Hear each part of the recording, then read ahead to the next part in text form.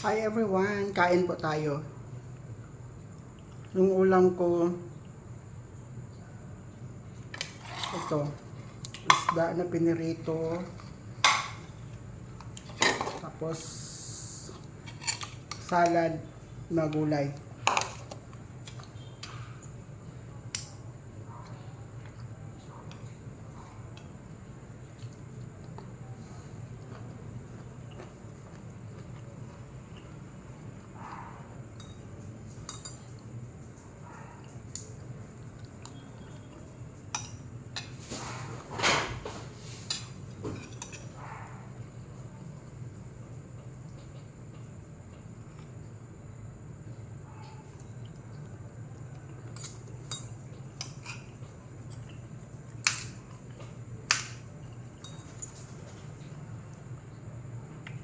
Yung rice ko guys, konti lang talaga siya.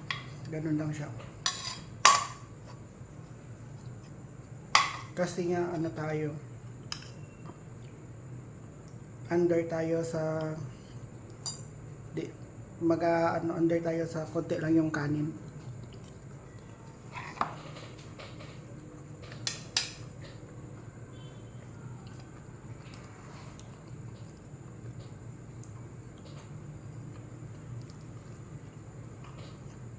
Limited kasi tayo sa rice guys. Konti lang yung rice, tapos maraming gulay.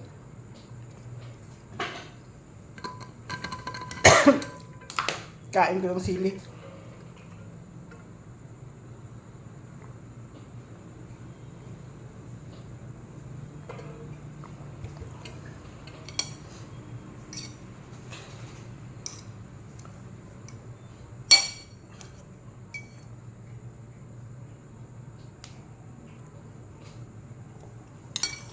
Pero sa gulay wala siyang wala siyang limit. Ubusin ko na lang dito gulay.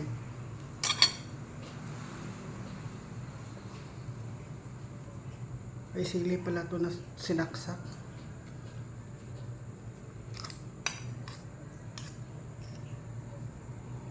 Yung ginawa pala na salad yung ginawa pala ng vegetable salad ng kasama ko, okra, talong, spinach or alugbati, saluyot, kamuti tops, sibuyas, kamatis, luya. Yun.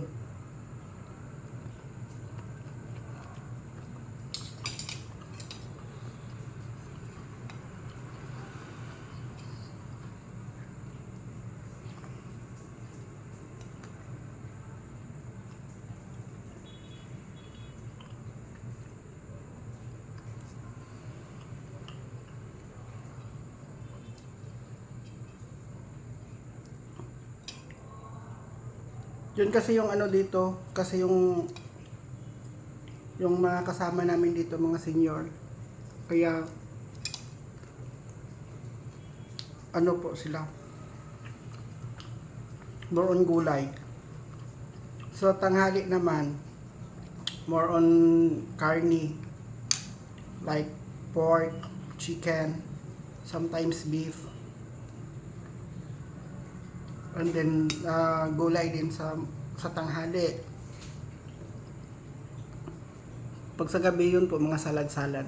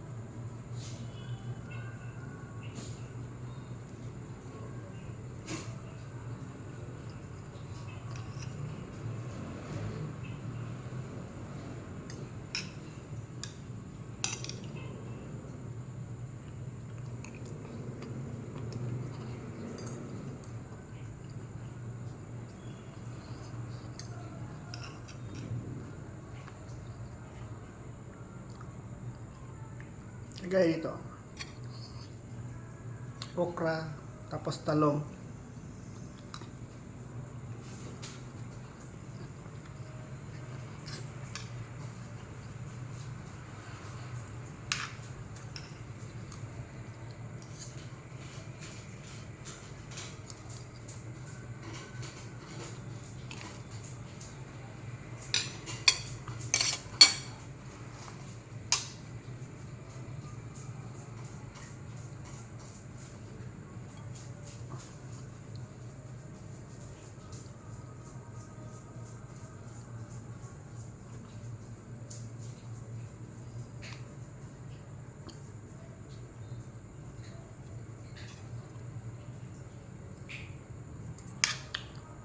Dami kasing sili.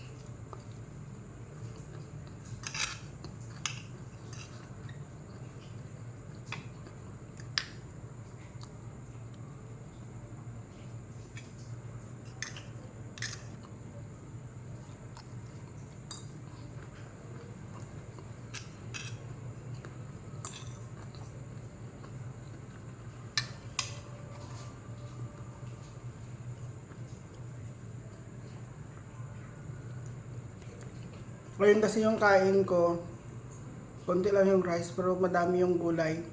Yun yung sabi ng doktor ko. Kung gulay yung ulam, mas maganda daw, tapos damihan ko yung gulay.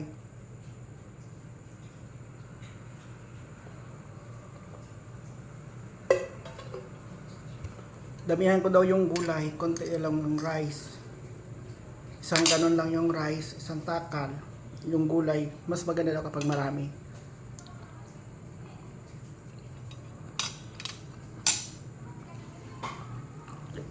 Kaya yun yung ginagawa ko.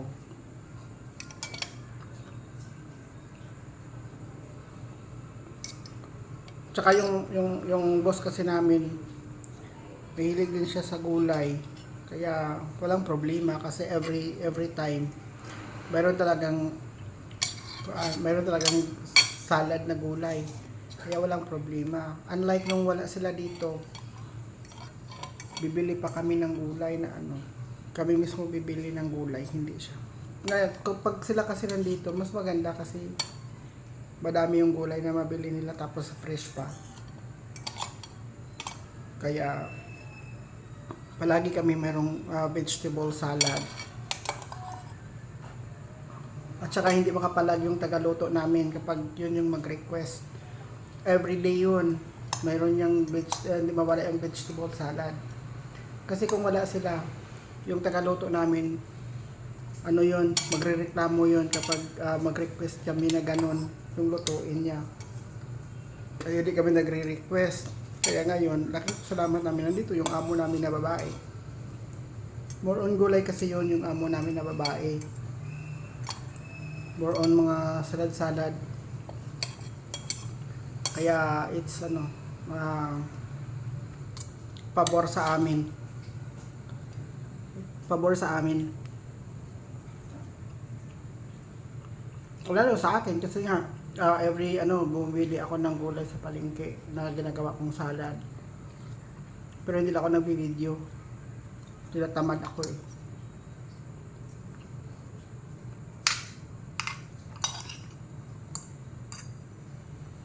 At saka yung ginagawa kong salad hindi kagaya nito.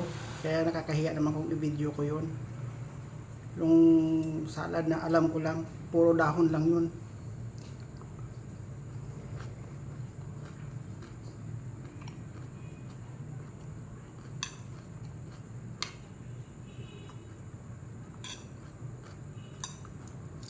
Kaya mas maganda talaga kapag mayroong alam talaga sa pagluto, yung maggawa ng salad, ng vegetable salad.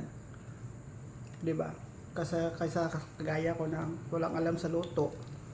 Yung makita ko lang na usual lang na parang salad na gulay na normal lang. Yun lang yung ginagawa ko.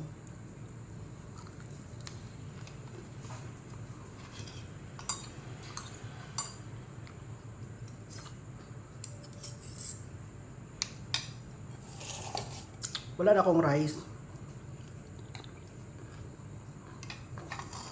Ayan oh. No rice na yan.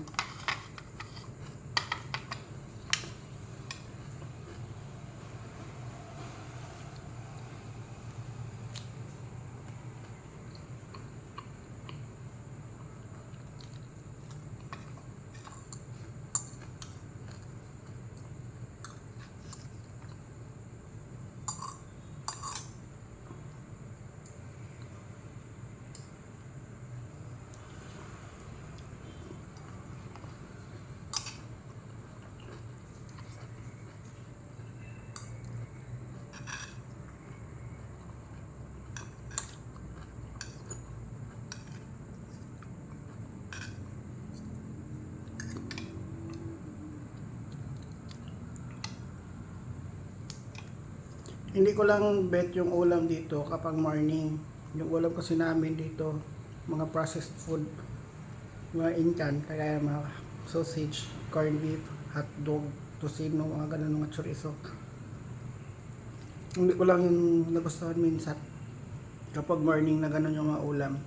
Ginagawa ko, nagluto ako ng itlog, isang itlog. Ginagawa kong fried egg. Hindi kasi ako fan sa mga mga processed food, mga ganun, mga hotdog, mga corned beef, mga tocino, chorizo. Hindi ako fans nun. Kumakain ako ng chorizo kapag yung homemade.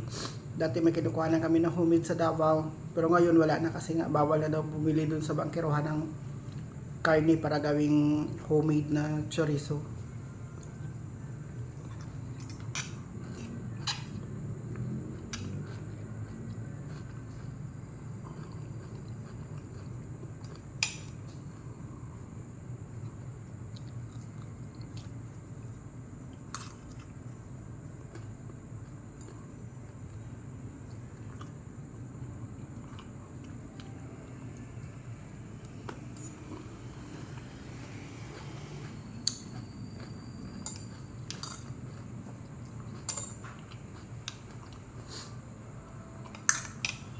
Kain ko yung sili.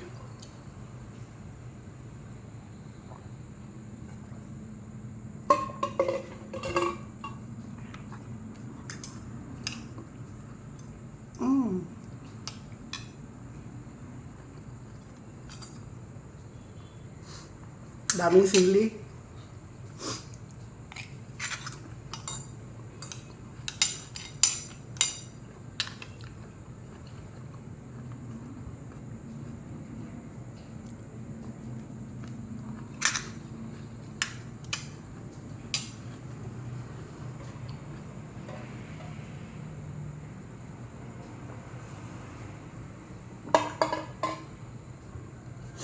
So yun guys, tapos ako po akong kumain. Yung tuloy yung rice sa Santa Cala, tapos maraming gulay, and then dalawang isda. So that's it for today guys. Thank you so much for your joining and for support always to my premiere. Thank you so much and I love you all. Bye.